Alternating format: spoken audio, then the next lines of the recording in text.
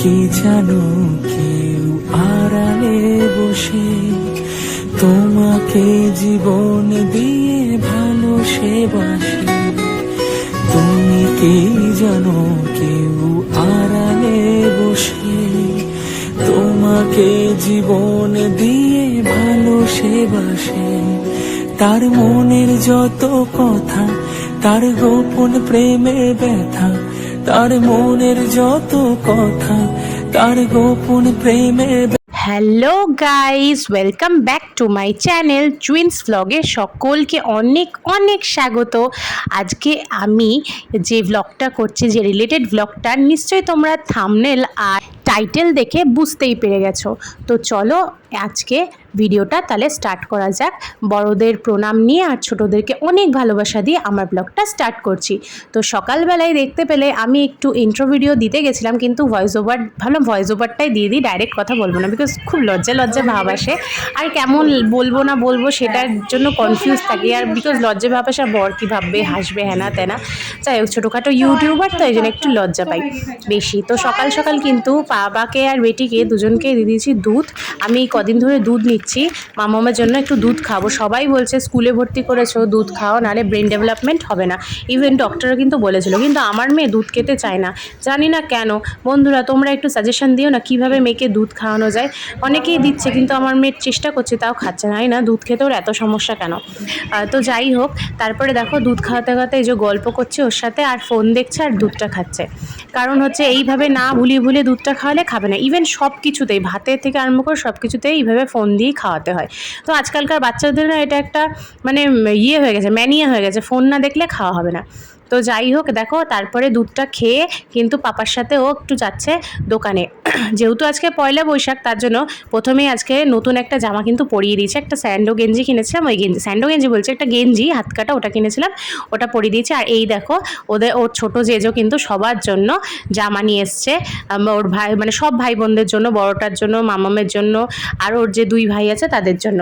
তো জামাগুলো কি সুন্দর না! আমার তো মামামের জামাটা সবথেকে ভালো লাগছে, বিকজ ছেলেদের তো একই রকম হয়, বাট মেয়েদের দেখো এটা দেখতে টু পার্ট, কিন্তু এটা টু পার্ট না, ফ্রক টাইপের। তো দেখো তারপরে কিন্তু বাবার সাথে চলে এসছে মেয়ে। আর এইদিকে দেখো পুকুর থেকে মাছ ধরেছিল কাকু, দেখো কত মাছ, কত পোনা মাছ। তো এইগুলো মা কিন্তু কাটতে বসেছে। শাশুড়ি মা মাছ কাটতে পারে, আর যা আমার মেজো যা মাছ কাটতে পারে। আমি কিন্তু মাছ ঠাছ কাটতে পারি না, তো ভয় লাগে। অ্যাকচুয়ালি না, কী বলতো, বাড়িতে তো কোনো দিনও দেখিনি এরকম মাছ লাফাচ্ছে ধরে কাটা, আর মাকেও আমার কোনো দিনও দেখিনি, তার জন্য না আমার মনে একটা ভয়। আর দেখো এদিকে বলছে একটু তাকাও, আর এদিকে বদমাইশি করছে আর একজন আমার বড়বাবু। তো আমি বললাম তোমাকে আর ভিডিওতে আসতে হবে না, যাও। ও এমনিতেও ভিডিও করা পছন্দ করে না, আর আমাকে সাপোর্টই করে না বলতে গেলে, মানে ও ভিডিও করে দেবে না, এটাই খুব লজ্জা পায়। তো যাই হোক, এইদিকে দেখো আমি লাল শাক হবে আজকে, যেহেতু পয়লা বৈশাখ, না খাওয়া দাওয়া তো জমিয়ে করতে হবে, মাছ মাংস দিয়ে একদম আমরা রেডি। তো সব কিছু আনা হয়ে গেছে। তো এইদিকে দেখো চিকেন, আর ওইদিকে দেখলে তো শাক, আর এই যে বাচ্চাদের মাংস হচ্ছে, আর ওইদিকে কাঁচা আম কাটা ছিল, চাটনিও হবে। তো প্রচুর কিছু খাওয়া দাওয়া, তার সাথে কিন্তু আর একটা আছে বেগুনি। আর এইদিকে বড়মশাই বলছেন যে চলো তোমাদের যে বেলপানা করে খাই। আমি বলছি বাবা, তা আমার ভাগ্য খুলে গেছে। বলে কি ভাগ্য খোলার কি আছে, আমি তো তোমার ভালো বর। আমি বলছি তাই তো। তো দেখো সবাই, কেউ কিন্তু বাড়িতে আসলে এইসব কাজ করে থাকে, মানে বৌদিদের জন্য, মায়ের জন্য, আমার জন্য। এই যে একটু যদি বলি যে এটা একটু করে দাও, ওটা করে দাও, অবশ্যই কিন্তু কখনোই না করে না, সঙ্গে সঙ্গে করার চেষ্টা করে। তো দেখো এটা কিন্তু আমি বলিও নি, না বলতে কিন্তু বেলপানা করে দিয়েছে। আর বলেছিলাম বেল, আমাদের আসলে গাছের বেল আছে, তো বেল গাছ আছে, তো প্রচুর বেল হয়েছে। তো সেখান থেকে পেরে পড়েছিল, আমি বলছিলাম গুড় নিয়ে আসবে, গুড় দিয়ে খেতে বেশি ভালো লাগে। চিনি যত ইউজ করবে চিনি তো শেষ হতেই থাকবে, কারণ বেশি চিনি না দিলে ভালোও লাগবে না, তো গুড় অল্প দিলেই ভালো লাগবে। তো যাই হোক, গুড়ের করেছিল। আর এদিকে দেখো চাটনি হচ্ছে, আমের চাটনি, আর এদিকে হচ্ছে মাংস। তো মাংসের আলু এদিকে ভাজতে দিয়েছি, আর বাচ্চাদের রান্না কমপ্লিট। আমি চাই আগেই যে বাচ্চাদের রান্না হয়ে যায়, কারণ ওদের পেট ঠান্ডা মানে আমাদের মাথা ঠান্ডা। তো যাই হোক, এদিকে আমি কিন্তু রান্না করছি দেখো চিকেন, আর এদিকে দেখো বেগুনি হবে বলে কিন্তু বেগুনির ব্যাটার করছি, যেটা দিয়ে বেগুনিটা ফুলবে, বেসন দিয়ে এর মধ্যে আদা রসুন পেঁয়াজ যা যা দিতে হয় সব দিয়ে ঠিয়ে কিন্তু ভালো করে ফেটিয়ে এটাকে মিক্স করব বলে সব রেডি করছি।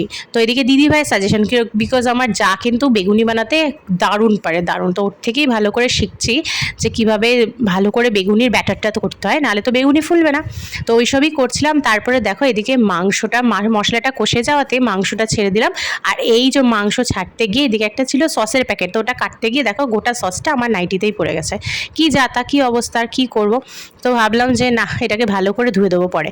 তারপরে আজকের দিনে মানে এই পয়লা বৈশাখের দিনে কিন্তু আমার বড়বাবু আজকে মেয়েকে স্নান করে দিয়েছে, পাপা আজকে মেয়েকে স্নান করে দিয়েছে।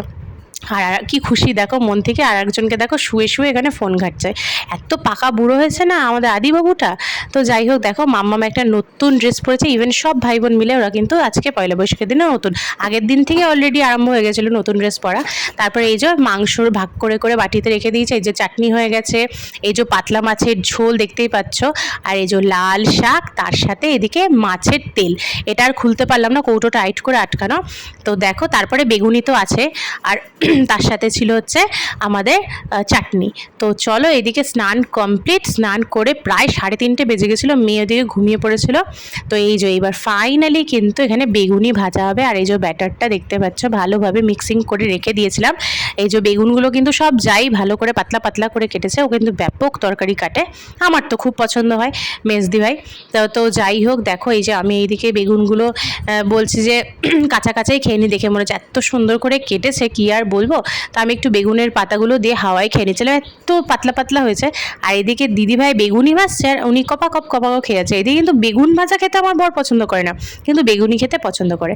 তো দেখো এই যে কষা কষা মাংস, পাতলা মাছের ঝোল, আর এদিকে বেগুনি, আর এদিকে কত কিছু শাক দিয়ে ভাত ঠাত খেয়ে সন্ধেবেলায় মানে একটু শুয়ে ঠুয়ে সন্ধেবেলায় উঠে কিন্তু এদিকে রেডি হয়ে গেছি। আমাকে বললো চলো যাই একটু ঘুরে আসি। আমি যে চলো ঘুরে আসি, আজ পয়লা বৈশাখের দিন ঘুরবো না? তো ঘুরতে ঘুরতে হঠাৎ করে নিয়ে চলে আসলো এই যে এক দোকানে।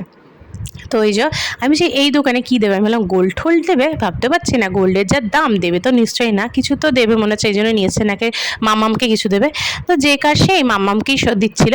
মামামের জন্যই প্রথমে দেখছিলাম যে কি দেওয়া যায়। তো যাই হোক, মেয়ের জন্যই পয়লা বৈশাখে একটা গিফট নিলাম, সেটা হচ্ছে পায়ের তোড়া। ও অনেক দিন ধরে পায়েল পরবো, ছোটো ভাইকে দেখে পায়েল পরতে, তো ওরও খুব শখ পায়েল পরবে।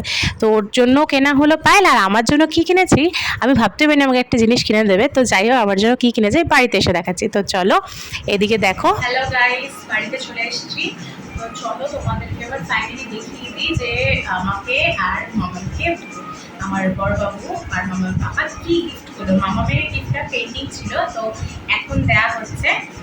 আর আমারটা তো পাও না, আমার সামনে অকেশন যেহেতু।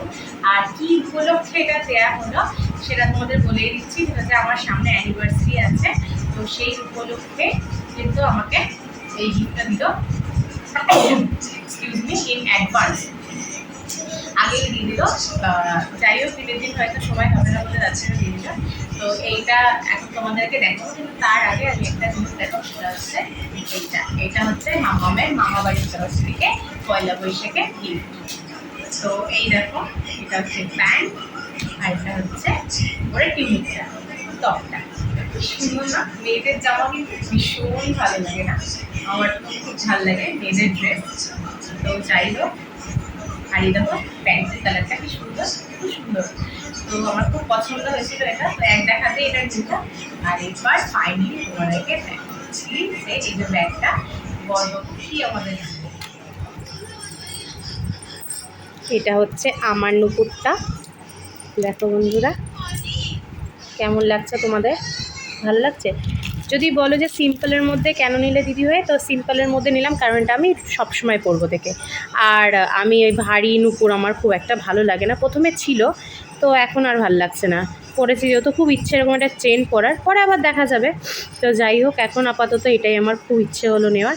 তো এইটাই দিয়েছে আমাকে অ্যানিভার্সারিতে গিফট। তো দেখো ওর খুব পছন্দ, আমি সবসময় একটা পায়ের তোড়া পরে থাকবো, তার জন্য এটা নেওয়া হয়েছে।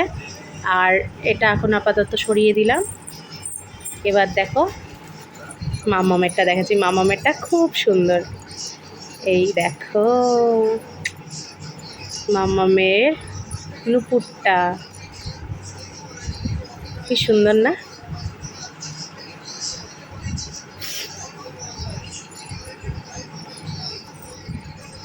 তো বন্ধুরা তোমাদের কিন্তু আমি দেখিয়ে দিলাম। আমাদের দুজনের নুপুরটা কেমন হয়েছে। তো বন্ধুরা ভিডিওটা এইটুকুনি, আশা করছি তোমাদের ভিডিওটা খুবই ভালো লাগলে অবশ্যই চ্যানেলটিকে সাবস্ক্রাইব করে যাবে আর আমার পাশে থাকবে। ভিডিওতে একটা লাইক করে দেবে আর মিষ্টি কমেন্ট করে জানাবে তোমাদের কেমন লাগলো ভিডিওটা। আর তোমরা সুস্থ থেকো, ভালো থেকো, আর দেখা হচ্ছে আরও একটা নতুন ব্লগের সাথে। এখনের মতন টাটা, বাই বাই।